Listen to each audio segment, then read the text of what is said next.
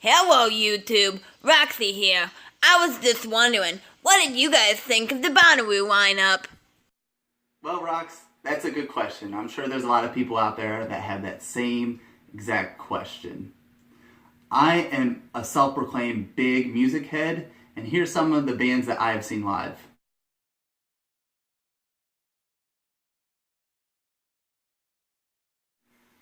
Alright, so in this video we're going to give you my opinion, someone who is an avid concert goer and music festival attendee, and someone who is not. Hey guys! Opinions of the 2018 Bonnaroo lineup, as well as giving you 5 bands from the lineup that you should definitely check out, and then 5 survival tips to help you have the best experience at Bonnaroo if you are attending. So like I mentioned before, I'm a huge music fan, but to be honest, when I saw the lineup, I was a bit disappointed.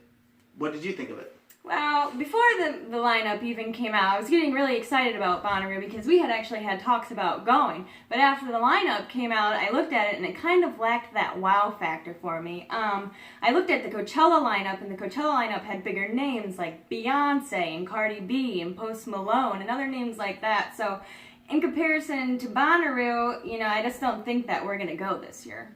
But even if Bonnaroo doesn't have the greatest lineup, it is an awesome experience, and I strongly suggest that if you haven't been before, that you go check it out.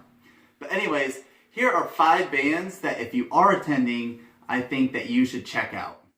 Number 1, Trombone Shorty. Trombone Shorty and the Orleans Avenue is obviously a band based out of New Orleans, and they will bring high energy to their show, and they're going to bring something different because he's a frontman that is going to rock the crowd with a trombone in his hand. Number 2, St. Paul and the Broken Bones. St. Paul and the Broken Bones is a 6-piece band led by Paul Janeway.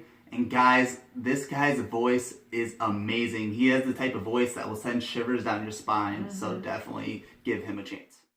And then number 3, Sir Sly. Sir Sly is an indie pop band. They bring a lot of electronic elements into their music. And for me personally, this would be one band that I would be the most excited to see. Number 4, Japanese Breakfast. Japanese Breakfast is the solo project of Michelle Zauner of Little Big League, and she put out an album last year that was awesome, and I've seen a couple videos of her performing that live, and she is definitely worth giving a listen to. Number 5, Pigeons Playing Ping Pong.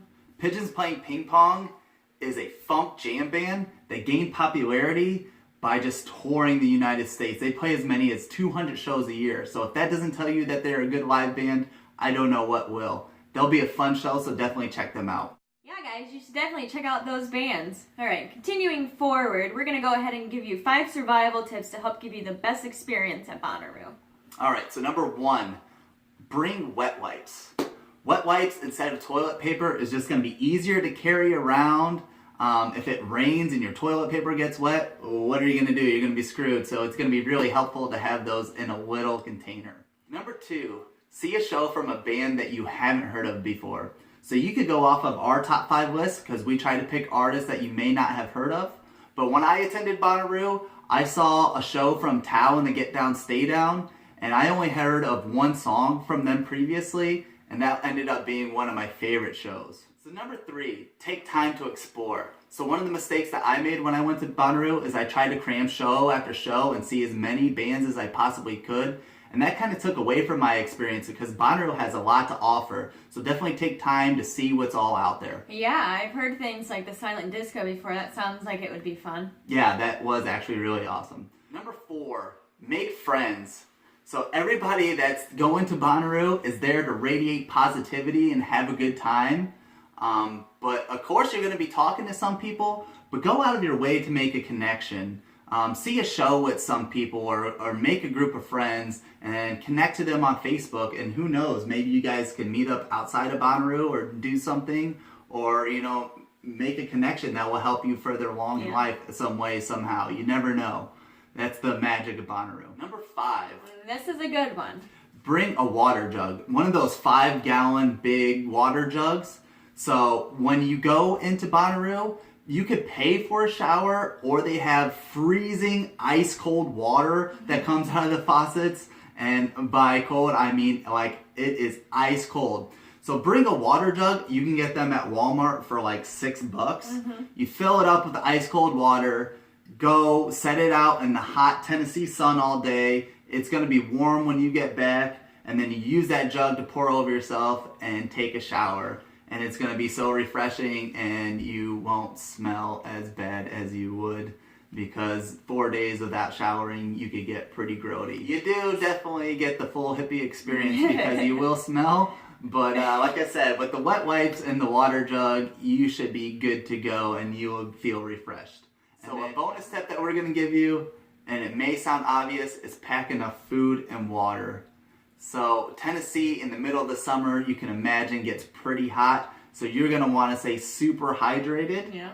And the food at Bonnaroo is amazing, and I suggest that you do try some of it, but it could also be pretty expensive. When I went completely unprepared, and I wish that I would have just brought a bunch of food, a bunch of water for myself, so that way I could have saved some money on some of the other things I may have wanted to buy, rather than just forking all over my money for those dollar grilled cheese. If you've been, you know what I'm talking about. But yeah, just make sure that you go completely 100% prepared, and you're gonna have the best time of your life. Anyways, guys, that is the 5 bands that we think that you should check out, and also the 5 survival tips. If you like this video, please give us a like and subscribe, and we'll see you later. Bye. Wow, sounds great. Have fun at the farm. Pausing. Pausing. Pausing.